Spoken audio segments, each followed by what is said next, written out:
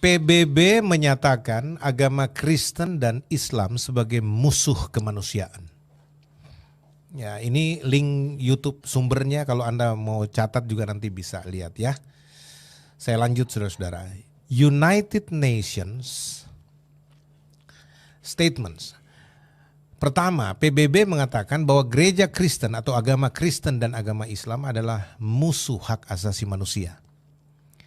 PBB mengatakan bahwa akan menjadi agama dunia yang memberlakukan hukum kemanusiaan, bukan spiritual, sehingga dunia tidak tunduk pada doktrin Kristen, sehingga mereka tidak dapat memaksakan hukum-hukum spiritualnya.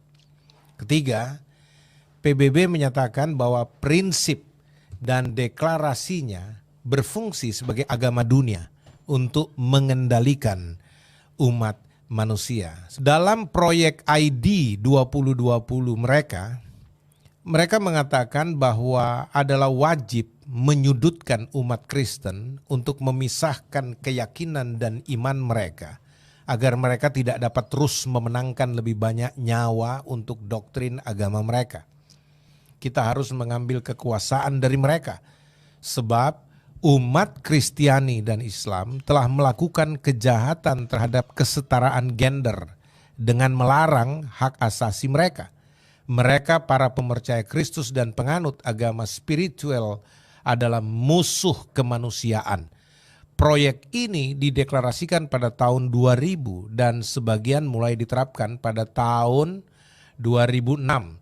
Dan digunakan sepenuhnya pada tahun 2020 sebagai hukum persamaan hak.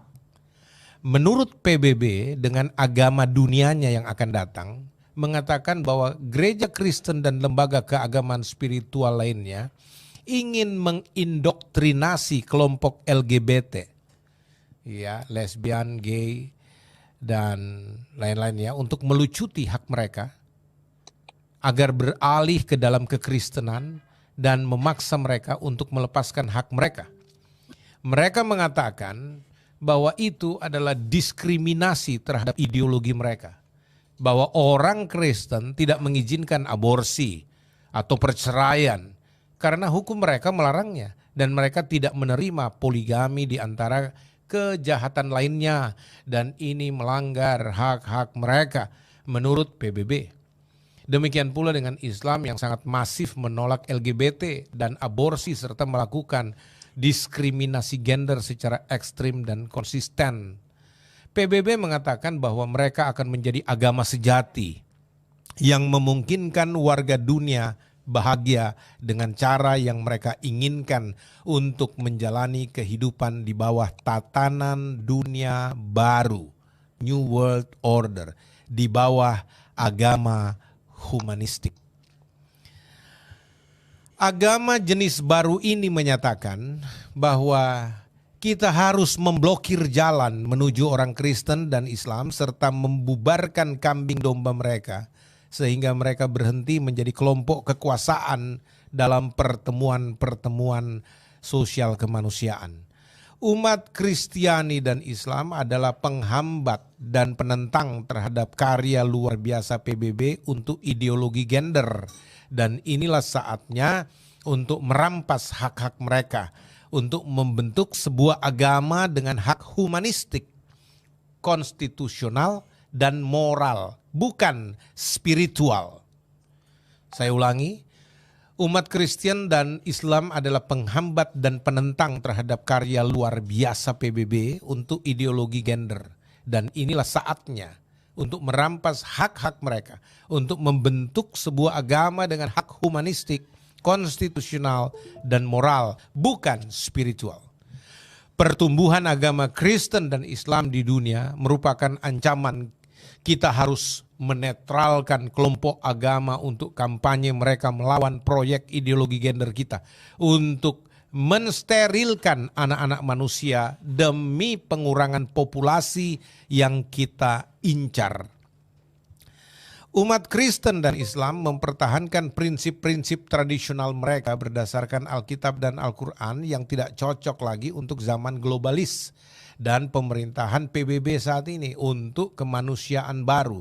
Nilai-nilai mereka yaitu umat beragama ini, Kristen dan Islam, berakar pada tafsir religius laki-laki dan perempuan secara diskriminatif. Karena tidak ada yang bisa memindahkan mereka dari konsep mereka dan mereka tidak menerima perkawinan sesama jenis. Dan ini melemahkan hak-hak mereka. PBB mengatakan bahwa gereja Kristen dan umat Islam harus bergabung dengan mereka untuk membela hak asasi manusia tanpa pandang bulu dan agar aborsi dan komunitas LGBT dilegalkan. Dan mereka serta agama-agama lainnya harus menyatakan untuk tidak lagi melakukan penolakan dan penghakiman terhadap kaum LGBT, living together atau kumpul kebo dalam bahasa Indonesia, dan aborsi serta kawin cerai sesuka mereka, dan menganggapnya sebagai kejahatan rasial dan pelanggaran hak gender. Ya, PBB menyatakan bahwa kejahatan besar ada di Amerika Latin karena mereka tidak menyerahkan pada apa yang dikatakan Alkitab, dan interpretasi ini bukan untuk zaman globalis ini. Kami telah melakukan pekerjaan gigih sehingga kelompok Kristen tidak memusatkan banyak orang. Kami memutuskan untuk menghalangi jalan mereka untuk mengubahnya, untuk menghalangi jalan mereka untuk mengubahnya, untuk melihat reaksi mereka terhadap kesepakatan, dan untuk memecah belah dalam iman mereka sendiri, untuk bekerja untuk bagian yang paling rentan. Ini adalah doktrin ular, unifikasi luar biasa agama dan ras. Ya, doktrin ular adalah singkatan dari unifikasi luar biasa agama dan ras untuk memerintah. Ya, ini memperjelas sejumlah besar kelompok agama baru dengan filosofi kami untuk mendukung keputusan kami. Kami memiliki pemimpin utama agama dunia untuk mematuhi keputusan kami dan meneruskannya kepada bawahan mereka. Mereka berkata, kita harus menghapus kesadaran religius pada agama Kristen dan Islam dan agama-agama serta sistem kepercayaan sejenis dengan ideologi baru untuk bekerja dalam kebebasan penuh dengan hak asasi manusia dan bukan hak spiritual, untuk agama humanis baru seperti yang diusulkan oleh pemimpin Francesco.